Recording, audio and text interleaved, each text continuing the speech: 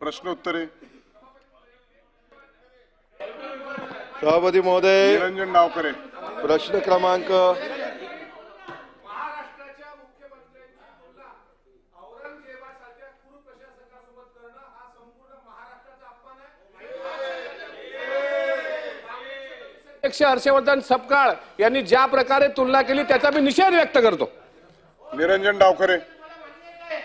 निरंजन डावखरे. विरोधी पक्ष नेते तुम्हाला मान्य आहे का मुख्यमंत्र्यांचा अपमान करणं?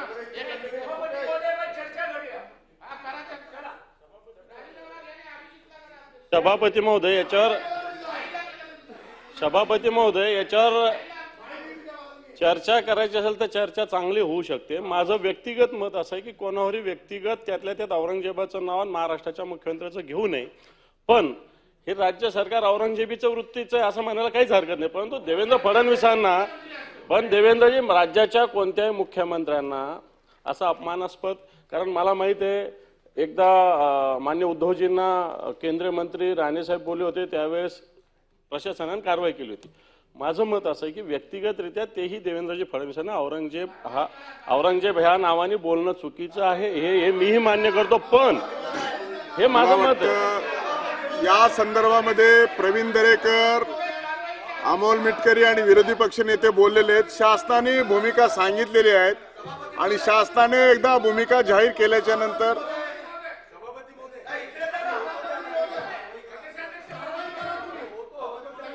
आता मग सरकारच्या वतीने कारवाई करतो असं महसूल मंत्री माननीय सभापती महोदय, आपण जरा जागेवर बसा. महसूल मंत्री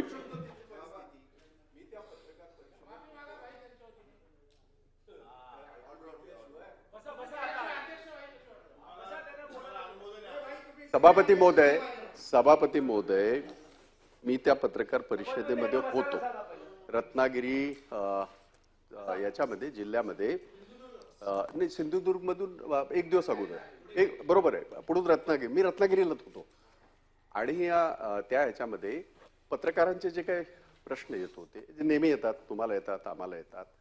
आणि अध्यक्ष सन्माननीय हर्षवर्धन दादा सपकाळ यांना त्यांनी तो प्रश्न विचारला की फरक काय मागच्या सरकारमध्ये आणि या सरकारमध्ये फरक काय.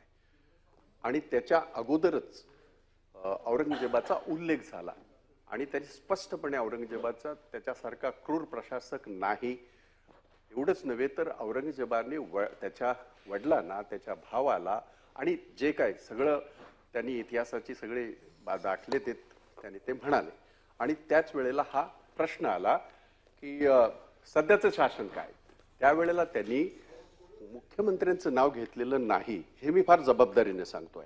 आणि आता काही चेक करता येतं कारण ते सगळं ह्याच्यावर असतंच की आपल्या पत्रकारांकडे असतं. म्हणजे आपल्याला काय वाटतंय त्यापेक्षा तेच फार हुशार असतात सगळे आणि आपल्याकडचे तर जास्त हुशार आहेत, आपल्याला माहिती आहेत. त्यामुळे त्यांनी थेट मुख्यमंत्र्यांचं नाव नाही घेतलं. ते हे मात्र जरूर बोलले की हा मुख्यमंत्री एक मिनिट शासन शासन शासन शासन शासन आणि म्हणून आपण चेक करा. म्हणून मी म्हटलं की आपण चेक करा. आता मिळतं सगळं. मी खोटं सांगून काय मला काय मिळणार आहे. परंतु मी त्या ह्याच्यामध्ये होतो म्हणून आपल्याला सांगण्याचा प्रयत्न करतोय की अशा पद्धतीचं व्यक्तिगत कुठल्याही व्यक्तीच्या विरोधामध्ये त्यांनी कसलंही वक्तव्य केलेलं नाही. त्यांनी हे मात्र जरूर म्हणालेले आहेत की आताचं शासन, आताचं सरकार हे त्या प्रवृत्तीचं आहे हे ते मात्र नक्कीच म्हणालेले आहेत आणि त्यांनी काही चुकीचं म्हणालेलं नाही. शशिकांत शिंदे. सभापती महोदय, या सदनामध्ये मुख्यमंत्र्यांच्या बाबत जे वक्तव्य केलं गेलं त्यांची तुलना औरंगजेबाबरोबर केलेली आहे.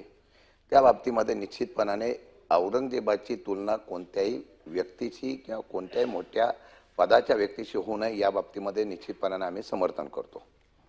फक्त एकच विषय असा आहे की या विषयाच्या धरून जो काही दिवस औरंगजेबाचा विषय आता सातत्याने गाजतोय. आता म्हणणं असं आहे की ज्या औरंगजेबाला स्वतःच्या भूमीमध्ये शेवटचा श्वास घेता आला नाही. तो मराठ्यांचा पराक्रम सुद्धा आपल्याला विसरता येणार नाही.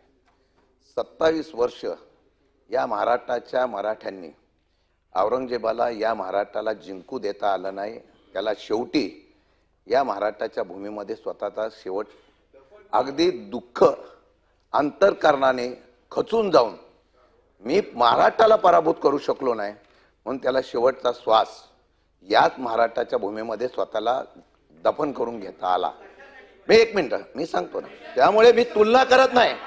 मला एकच काय म्हणायचं आहे, मला वाटतं शशिकांत शिंदे साहेब आपण हा मुद्दा सोडून मी तुलना दुसऱ्या करत चर्चा भरकटणार नाही, काळजी घ्या. आज औरंगजेबाच्या या थडग्याला आपण पूर्ण भाषण संरक्षण करणं देण्याच्या मुद्द्याशी- बाबतीमधला निर्णय सरकारला घ्यावा लागतोय.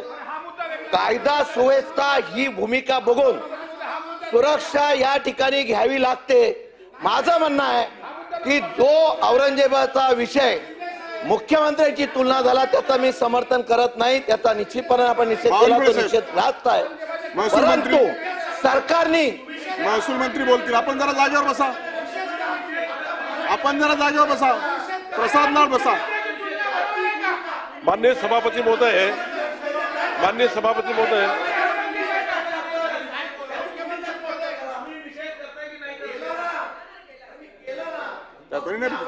माननीय सभापती महोदय, माननीय मुख्यमंत्र्याबद्दल जे काही आक्षेपार्ह वक्तव्य हर्षवर्धन सपकाळ यांनी केलं आहे, हे जर आपल्या निदर्शनास आलं तर नियमाप्रमाणे कारवाई करण्यात येईल आणि गंभीर दखल शासनाने घेतली आहे.